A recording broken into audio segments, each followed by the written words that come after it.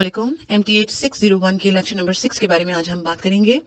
आप चैनल को please subscribe कर दीजिए और वीडियो अच्छी लगे तो उसको लाइक और शेयर और कमेंट कर दीजिए। अच्छा, पिछले वीडियो में हमने कुछ चीजें डिस्कस की थी जिसमें मैंने आपको एक्टिविटीज के टाइम्स के बारे में बताया था, इफ यू रिमेंबर, और साथ ही मैंने आपसे फ्लोट्स के बारे में कुछ डिस्कशन की थी। ये इसलिए हमने किया क्योंकि आगे अब जो हम सीपीएम का मेथड यूज करेंगे, क्रिटिकल पाथ मेथड, उसके लिए हमें इन चीजों की जरूरत पड़ेगी। अब मैं आपको थोड़ा सा इसको याद रखने का आसान तरीका ये बताऊं कि अगर आपके पास एक एक्टिविटी है जो आई से लेके जे तक जारी है, तो ये आपके पास एक सिंगल एक्टिविटी है जिसके अंदर दो नोड्स हैं। एक आपके पास इनिशियल नोड है जिसको हम आई से डिनोट करते हैं, और एक आपके पास उसकी फाइनल नोड है जिसको हम जे से डिनोट करते हैं। इस इनिशियल नोड का जो अर्लीस्ट स्टार्ट टाइम है उसको हम आई ई से डिनोट करते हैं, और इसी तरह जो इसका लेटेस्ट स्टार्ट टाइम है उसको हम आई एल से डिनोट करते हैं। सिमिलरली जे जो है वो फिनिशिंग एक्टिविटी है, तो जो आपके पास अर्लीस्ट फिनिश टाइम होगा उसको हम जे ई से डिनोट करेंगे, और जो आपके पास लेटेस्ट फिनिश टाइम होगा उसको हम जे एल से डिनोट करेंगे। आई होप कि आपको अब ये याद रखने में आसानी हो जाएगी कि आई ई क्या चीज है, जे एल क्या चीज है, क्योंकि फर्दर जब हम फ्लोट्स को कैलकुलेट करेंगे तो उसके लिए फॉर्मूला में हमें इन चीजों की जरूरत पड़ेगी। दूसरी चीज जो हमने पढ़ी थी वो फ्लोट्स थे, और फ्लोट और स्लैक एक ही चीज के दो नाम हैं। फ्लोट को आप स्लैक भी कह सकते हैं, और इसके फॉर्मूलाज भी हमने देखे थे, जिसमें हमने इंडिपेंडेंट फ्लोट के लिए जे इसका फॉर्मूला जो हमने देखा था इंडिपेंडेंट फ्लोट का, उसका फॉर्मूला जे ई था। अब आपको अच्छी तरह पता है कि जे ई क्या है, वो आपका अर्लीस्ट फिनिश टाइम है एक्टिविटी का। J E minus I L, I L क्या चीज है, ये लेटेस्ट स्टार्ट टाइम है आपका इनिशियल एक्टिविटी का, minus the duration. I hope इस फॉर्मूले को आप अच्छी तरह अंडरस्टैंड कर सकेंगे। इसी तरह फ्री फ्लोट था जिसको हम एफ से डिनोट करते थे, और उसका फॉर्मूला था जे ई माइनस आई ई माइनस डी। और सिमिलरली टोटल फ्लोट जिसको हम टी से डिनोट करते हैं, उसका फॉर्मूला है J L minus I E minus D. D is the duration. तो ये तो एक थोड़ा सा री इन्फोर्समेंट हो गया उन कॉन्सेप्ट्स का जो हमने पिछले लेक्चर के अंदर डिस्कस किए थे। अब हम बात करेंगे क्रिटिकल पाथ मेथड यानी सीपीएम की। हमने पढ़ा था कि दो तरीके हैं नेटवर्क को नेटवर्क टेक्निक के अंदर दो तरीके हैं जिनसे हम फाइंड आउट कर सकते हैं, ओआर प्रोसेस को यूज कर सकते हैं। उसमें एक सीपीएम है और एक पर्ट है। सीपीएम जो है वो आपका deterministic way of finding the network है, और पर्ट जो है वो प्रोबेबिलिस्टिक है। डिटर्मिनिस्टिक का मतलब ये है कि इसमें फिक्स्ड इवेंट्स आपके पास होंगे, इसकी क्वालिटीज जो है उनको आप अपने ऑब्जेक्टिव्स के लिए नोट डाउन कर सकते हैं।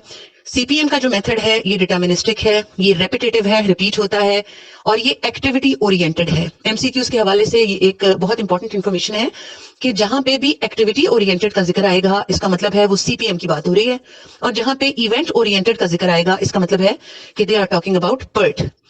अब इसको हम देखते हैं। सीपीएम जो है ये एक पूरा तरीका कार है, इसको कैसे करना है इसके बारे में हम पढ़ते हैं।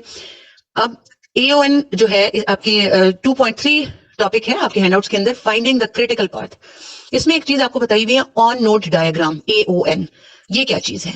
ये आपकी एक डायग्राम जो हम बनाते हैं, जिस तरह की हमने पहले भी कंस्ट्रक्ट की है और आगे भी करेंगे, उस डायग्राम का जो एक ऑफिशियल नेम है that is AON, on node diagram. Critical path क्या चीज है? We have to find the minimum time required for completion of the entire project. हमने कम से कम मुद्दत बतानी है इसके अंदर, पूरे प्रोजेक्ट के लिए कम से कम टाइम क्या होना चाहिए। For this, we must find the longest path with the sequence of connected activities through the network. This is called the critical path of the network. अब critical path क्या है कि जी आपने बताना है कि ये प्रोजेक्ट कितने टाइम में आप कंप्लीट कर लेंगे, ठीक है? तो आपने ये बताना है कि मिनिमम, कम से कम आप कितना टाइम लेंगे इस प्रोजेक्ट को कंप्लीट करने के लिए। तो वो टाइम आपने वो देना है जो आपके जहन में है कि ये प्रोजेक्ट ज्यादा से ज्यादा इस टाइम में हो जाएगा। इस बात को अंडरस्टैंड करने की कोशिश करें। यानी एक प्रोजेक्ट का जो पूरा मॉडल है उसका आपने स्टेप बाय स्टेप जब एक प्रोजेक्ट को कंप्लीट करना है तो आपने जहन में ये रखना है कि इसमें ज्यादा से ज्यादा कितना टाइम लग सकता है। 30 डेज लग सकते हैं, 40 डेज लग सकते हैं। जो ज्यादा से ज्यादा टाइम है उस प्रोजेक्ट के कंप्लीट होने का वो आपका सीपीएम है। और अब आप डिफाइन करेंगे तो आप कहेंगे कि जी कम से कम मैं इस टाइम में ये कंप्लीट कर सकता हूं। ये मिनिमम और लॉन्गेस्ट जो पाथ है इसके कॉन्सेप्ट को मैं आपको समझाने की कोशिश कर रही हूं कि एक्चुअली वो मिनिमम टाइम नहीं होता, वो लॉन्गेस्ट टाइम होता है जो हमने जहन में सोचा होता है कि इससे ज्यादा टाइम नहीं लग सकता इस चीज के लिए। ये मोस्ट पॉसिबल सबसे लंबा टाइम है जो इस प्रोजेक्ट के खत्म होने के लिए हमें दरकार है। लेकिन जब हम उसको एक्सप्लेन करते हैं तो हम कहते हैं कि जी ये टाइम जो है, जो कि एक्चुअली लॉन्गेस्ट टाइम था, ये मिनिमम टाइम है जिसके अंदर हम ये प्रोजेक्ट कंप्लीट कर सकते हैं। सेफ साइड पे रहने के लिए हम उसको लॉन्गेस्ट टाइम को मिनिमम टाइम डिफाइन कर देते हैं। तो वो चीज आपकी क्रिटिकल पाथ होती है और उसके ऊपर आपके पास जितनी एक्टिविटीज आएंगी, क्योंकि एक प्रोजेक्ट बहुत सारी एक्टिविटीज से होकर बनता है। एक एक्टिविटी ए है, वो कंप्लीट होगी, फिर अगली एक्टिविटी आएगी, फिर तीसरी, फिर चौथी। ये प्रोजेक्ट की लेंथ पे डिपेंड करता है। तो बहुत सारी एक्टिविटीज मिलकर आपके पास एक प्रोजेक्ट बनाती हैं और जो आप क्रिटिकल पाथ डिफाइन करते हैं उसके अंदर जितनी एक्टिविटीज हैं वो क्रिटिकल एक्टिविटीज कहलाती हैं और जो एक्टिविटीज बाकी बच जाती हैं उनको हम नॉन क्रिटिकल एक्टिविटीज कहते हैं। और ये आपकी क्रिटिकल पाथ जो है ये आपके पूरे प्रोजेक्ट की लेंथ होती है, यानी कितना टाइम वो प्रोजेक्ट आप लेंगे उस प्रोजेक्ट को कंप्लीट करने के लिए। इसको हम देखते हैं आपके हैंडआउट्स पे। एक एग्जांपल दी हुई है, इसके अंदर आप देख लीजिए एक्टिविटी ए है। इस फिनिश जो है एक्टिविटी ए से ये शुरू हो रहा है, इवेंट 1 से ये शुरू हो रहा है और ये इवेंट 4 पे एंड हो रहा है। अब इसको एंड करने के बहुत से तरीकाकार हैं। एक रूट तो ये है कि आप ए से एक्टिविटी डी की तरफ चले जाइए, 1 नोड से 3 नोड पे जाएं और जो 3 से 4 नोड पे है ये एक्टिविटी डी है आपकी। ये यहाँ पे मिसिंग है, लिखा नहीं हुआ, आप इसको पेंसिल से लिख लीजिए। तो एक तरीकाकार तो ये है कि आप एक्टिविटी ए करें और फिर एक्टिविटी डी करें और आप एंड लाइन पे पहुंच गए। दूसरा तरीकाकार, दूसरा पाथ ये हो सकता है कि आपने एक्टिविटी बी की जो 1 से लेके 2 नोड तक है, फिर आपने एक्टिविटी सी की जो 2 से लेके 3 नोड तक है, फिर आपने एक्टिविटी डी की जो 3 से लेके 4 नोड तक है। ये आपका दूसरा तरीकाकार है। आप इस तरीके से भी इस प्रोजेक्ट को कंप्लीट कर सकते हैं, नोड 1 से नोड 4 तक जा सकते हैं। और इसका एक और तरीका, एक और रूट ये भी बन सकता है कि आप 1 से लेके 3 पे गए और आपने ए एक्टिविटी कंप्लीट की, पर यह है कि आप 1 से लेके 2 पे गए, आपने एक्टिविटी बी को कंप्लीट किया और फिर 2 से 4 पे चले गए और आपने एक्टिविटी ई को कंप्लीट किया। तो मुख्तलिफ रूट्स हैं इस प्रोजेक्ट को कंप्लीट करने के लिए। अब हमने देखना यह है कि इन सारे रूट्स के अंदर से क्रिटिकल पाथ कौन सा है हमारा, वो कौन सा टाइम है जिसकी ड्यूरेशन सबसे ज्यादा है, उसको हमने अपना क्रिटिकल पाथ जो है वो डिफाइन करना है। अब आप देख सकते हैं यहाँ पे आपको ड्यूरेशन भी दी हुई है। जो आपकी एक्टिविटी ए है यानी 1 से लेके 3 नोड तक वो 5 डेज ले रही है। इसी तरह एक्टिविटी डी जो है वो 3 डेज ले रही है। एक्टिविटी डी की ड्यूरेशन सी की ड्यूरेशन 7 है, एक्टिविटी बी की ड्यूरेशन 6 है और एक्टिविटी ई की ड्यूरेशन भी 6 है। अब आप इनकी ड्यूरेशंस को ऐड करेंगे। सिंपल तरीकाकार आपका ये है कि आप जो हमारा पहला रूट हमने डिफाइन किया था 1, 3, 4, उनकी आप लेंथ्स को जो है ऐड कर दीजिए। 5 + 3 आपके पास 8 डेज आ जाएंगे। उसके बाद नेक्स्ट पाथ, ये टेबल एक बना हुआ उसमें दिया हुआ है, नेक्स्ट पाथ 1, 2, 3, 4 था, इट मीन 6 + 7 + 3 16 डेज। और सिमिलरली 1 to 4 एक पाथ है, उसके डेज हैं 12। अब इसमें से जो सबसे ज्यादा डेज हैं वो है 16 डेज। 1, 2, 3, 4 वाला जो पाथ है ये मैक्सिमम डेज हैं जो लार्जेस्ट टाइम ड्यूरेशन है। तो हमारा क्रिटिकल पाथ क्या होगा, 1, 2, 3, 4, ये हमारा क्रिटिकल पाथ है जो ज्यादा से ज्यादा टाइम लेगा इस प्रोजेक्ट को कंप्लीट करने के लिए। और उसको हम कंसीडर करेंगे कि ये कम से कम इतना टाइम हमें जरूर चाहिए इस प्रोजेक्ट को या इस एक्टिविटी को कंप्लीट करने के लिए।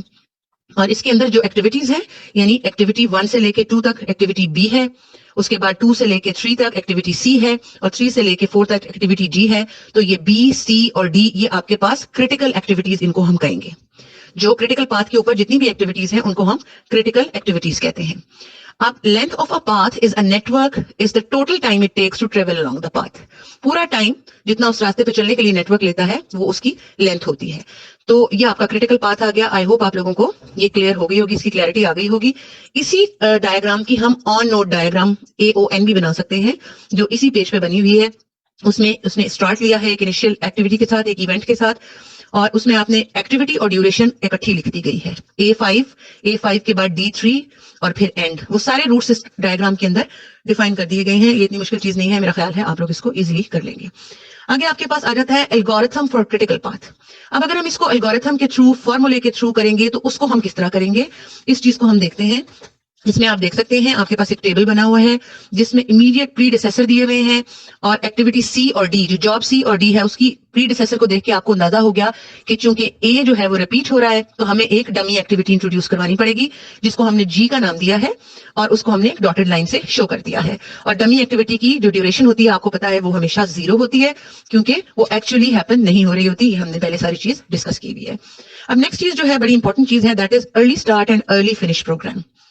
अब हमने ये चीज पढ़ी थी कि अर्ली स्टार्ट क्या चीज है। जो अर्ली स्टार्ट टाइम है वो अर्लीस्ट पॉसिबल टाइम है जब वो काम या वो एक्टिविटी शुरू हो रही है। और इसको हम जब ब्रैकेट्स में लिखते हैं, ये आपके पास एक डायग्राम बनी हुई है पेज 19 में, इसमें आप देख रहे हैं कि आपके पास ब्रैकेट्स में दो चीजें लिखी हुई है 0 और 10। इसमें ब्रैकेट में जो पहले नंबर का आपका आइटम है 0, वो हमारे पास अर्लीस्ट स्टार्ट टाइम है EST, और ब्रैकेट में दूसरे नंबर पे जो चीज आपके पास लिखी हुई है that is EFT, earliest finish time.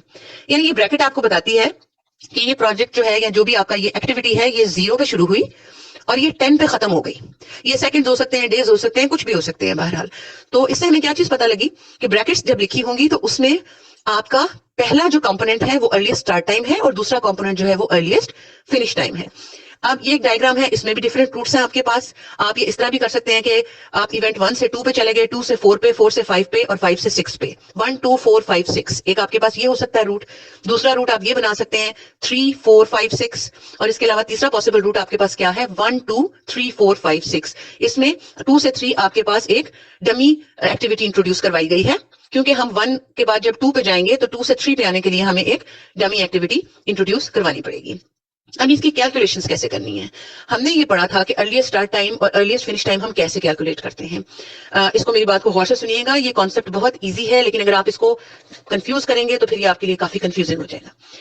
ये आपके पास ब्रैकेट में आपको नजर आ रहा है 0 और 10।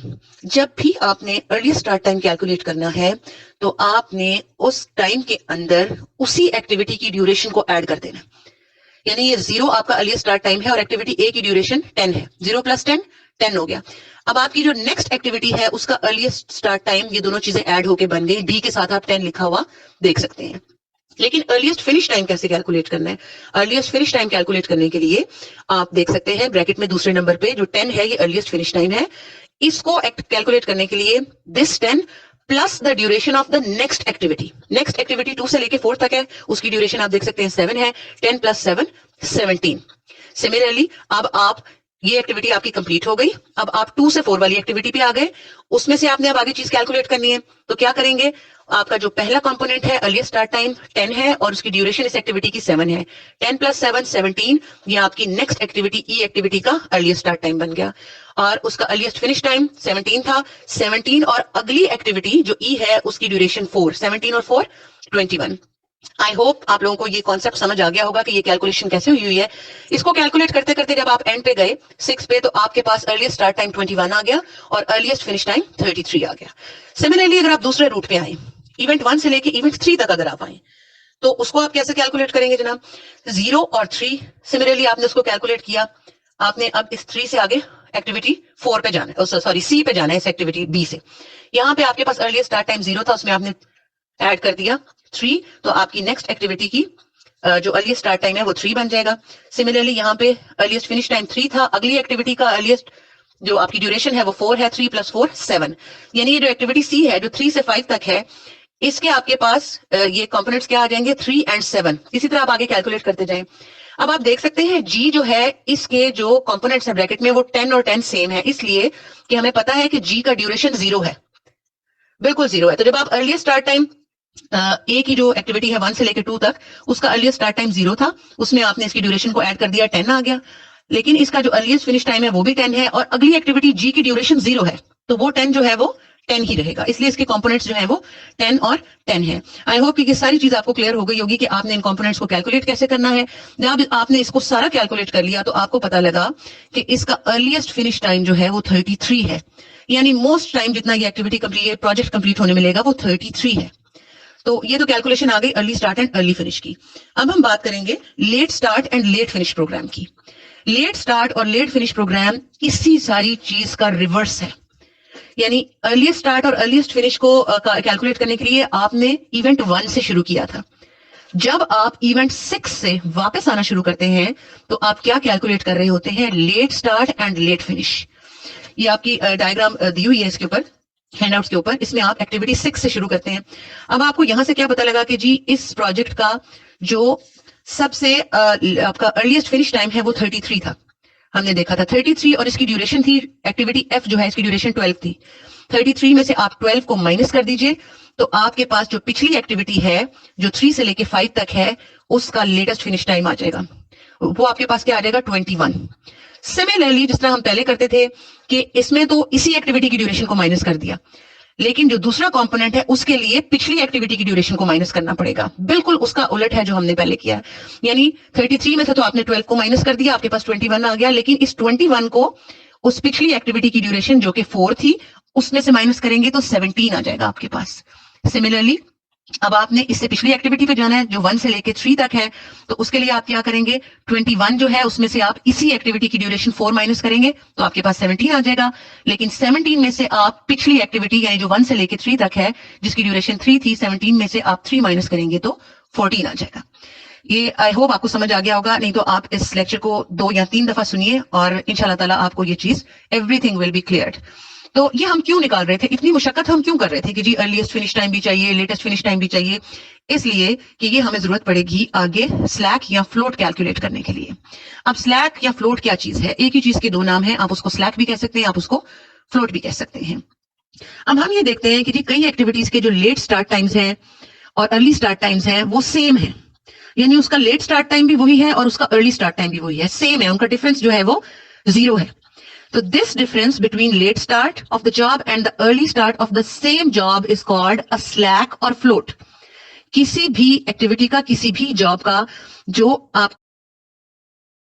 किसी भी एक्टिविटी का, किसी भी जॉब का जो आपका अर्लीस्ट स्टार्ट है और आपका जो लेट स्टार्ट है उसका जो डिफरेंस है उसको हम स्लैक या फ्लोट बोलते हैं।